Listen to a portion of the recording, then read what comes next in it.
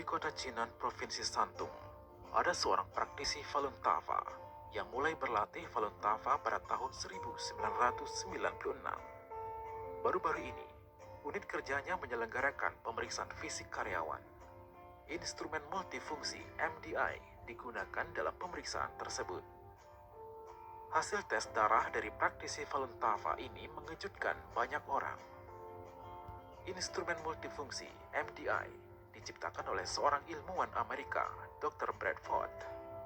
Instrumen ini dapat memperbesar sampel jaringan dengan 40 hingga 20.000 kali lipat ke layar komputer. Setetes darah dapat digunakan untuk menilai kesehatan seseorang. Kemampuan analitik instrumen sangat penting dalam diagnosis, pencegahan, dan pengobatan kanker. Instrumen ini juga memainkan peran penting dalam diagnosis penyakit otak, darah, dan kardiovaskular. Dengan menggunakan instrumen untuk memeriksa sel-sel hidup dari praktisi Falun Tafa, mereka melihat bahwa sel-sel darahnya didistribusikan secara seragam di wadah kaca. Sel-selnya sangat aktif, dan setiap sel bisa berubah dengan cepat.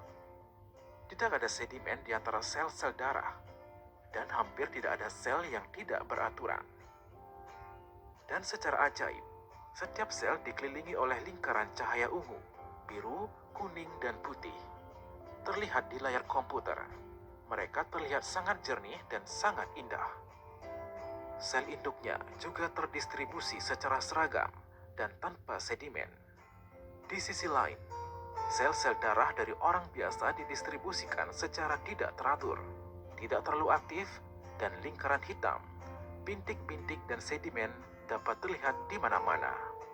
Setiap sel darah dikelilingi oleh lubang hitam. Sel-sel induk tampak lebih gelap dan lebih tidak teratur.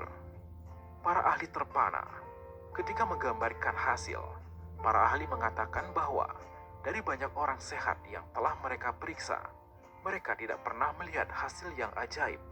Terlebih lagi, praktisi itu sudah berusia lebih dari 50 tahun dan akan segera menjadi warga negara senior.